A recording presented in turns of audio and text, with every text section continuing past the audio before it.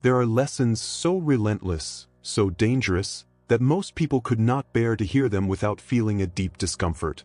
These are truths that are not learned in ordinary self-help books, because they were not made to comfort, but to open wounds and show what few have the courage to face. Machiavelli knew them in detail, and he knew that only those who dared to apply them would become more than intelligent. They would become dangerously intelligent. Because intelligence, when it is applied with coldness and strategy, ceases to be just wisdom and becomes power.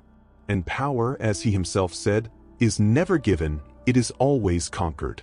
If you dare to follow this path, you will notice how the people around you begin to react differently, how your presence weighs more, how your silences say more than the words of others. But to get to that point, one must be willing to traverse dark territories of the human mind. Think about the last time someone attacked you in public, maybe in a heated argument, at a work meeting, or even at a simple family dinner. The natural instinct is to defend oneself, to justify oneself, to explain oneself. But this is exactly the error that Machiavelli pointed out. He said that those who rush to defend themselves have already lost the battle, because they showed fear, showed anxiety to clean up their own image. Defense is weakness. Those who master the art of ruthless intelligence do not defend themselves, they redirect. Imagine that someone accuses you unjustly in front of everyone. Instead of nervously rebutting, you just look, smile slightly and answer with a question. Interesting what you said, but does everyone here really believe that? Suddenly, the weight of doubt shifts. The attack that came against you returns like a blade against the one who launched it. You didn't explain yourself, you didn't justify yourself. You just redirected. And in that simple gesture, you won. Another weapon that few know how to use is silence. Most talk too much. It justifies too much.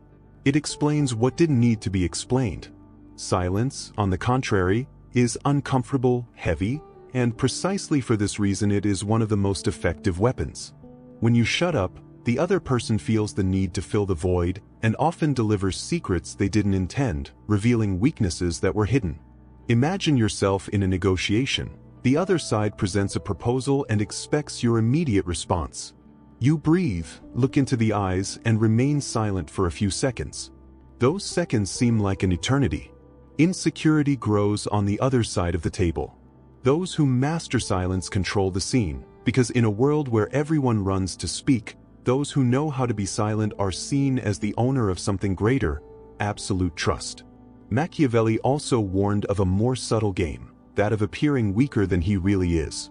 Society teaches us to show strength, to show off, to constantly prove our worth. But those who always show strength end up being seen as a threat and attract direct attacks. On the other hand, those who seem smaller, more fragile, awaken the arrogance of others. Others underestimate him. And that's exactly where the advantage lies. Because when the right moment comes, you surprise. It is like the snake that crawls silently, invisibly, until the moment it strikes. Those who have been underestimated have the advantage of the unexpected, and the unexpected is devastating. In discussions, negotiations, and even in personal relationships, sometimes it's better to let people think that you don't know, that you don't have strength, that you don't understand. Because when the game reveals itself, the one who laughed first usually doesn't laugh last. But perhaps one of Machiavelli's most powerful lessons is to tap into human desire. Every human being is driven by desires. For status, for wealth, for recognition, for affection. Many ignore this and try to convince people by logic. But logic rarely convinces. What convinces is desire. It is to find out what that person really wants and offer exactly the image or promise that awakens that desire. A boss can be obsessed with respect. A colleague may be guided by the desire for approval. Someone close to you may desire silent recognition. If you see beyond words and perceive what burns inside the other, you have the map of your mind in your hands. With this map, you can direct choices, manipulate behaviors, and drive entire situations. Desire is the greatest human frailty, and perhaps exploiting it can turn enemies into allies and allies into faithful followers. And here comes another relentless lesson. Never reveal the entire plan. Mystery is one of the oldest tools of power. When everyone knows exactly what you intend, you lose the upper hand, because your every step can be anticipated. But when you keep part of the plan, when you leave gaps, when you show only fragments, you create something that few know how to deal with: uncertainty. And uncertainty breeds fear. Imagine a chess player who announces all his moves before executing them. It becomes predictable, and predictability is weakness. Now think of someone who plays calmly, who moves unexpected pieces, who maintains an enigmatic smile. This is the kind of presence that intimidates, because you don't know what's next.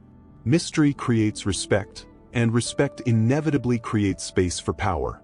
But Machiavelli knew that in the field of strategy, even enemies could be used as tools. This is a shocking thought, because we have been taught to believe that enemies are just threats. He thought differently. An attentive enemy forces you to be alert, forces you to sharpen your mind and your attitudes. Friends usually comfort, but enemies force evolution. More than that, enemies can be turned into instruments. Think of public figures who grew up precisely because of the criticism of their opponents. Each attack, each accusation, each provocation, in fact, generated more visibility. The enemy was transformed, without realizing it, into an involuntary disseminator. That is why Machiavelli saw usefulness even in opponents. They talk about you, keep your name alive, create curiosity in those who didn't know you yet. An enemy can become the echo that carries your presence farther than you could manage yourself. True intelligence is not just in defeating enemies, but in turning them into resources. However, for all this to work, it is necessary to master something rare: emotional coldness. Most people are slaves to their own emotions. An offensive comment is enough to elicit an immediate reaction. A provocation already generates an explosion of anger. And it is precisely in this lack of control that the battle is lost. The cold, the calculating, the one who does not react immediately, almost always wins. Imagine a discussion in which everyone is excited, the voices are raised, the gestures are more intense. The atmosphere is one of fire. Those who remain calm, those who do not let themselves be burned, end up dominating the situation. Cold blood wins hot battles. Because while everyone else is busy losing control, you stay in charge. This coldness is not insensitivity, it is strategy. It's understanding that when you respond with emotion, you surrender power. But when he keeps calm, he forces the other to wear himself out. And here we come to one of the hardest lessons: finish strongly, never softly. Many believe that leaving doors open is synonymous with wisdom, but Machiavelli understood that indecision and excessive softness are invitations to disorder. When you close something firmly, unambiguously, it conveys a message that echoes: this matter is closed. This goes for relationships, for negotiations, for power struggles. Closing ruthlessly may seem cruel at the moment, but it prevents bigger problems in the future.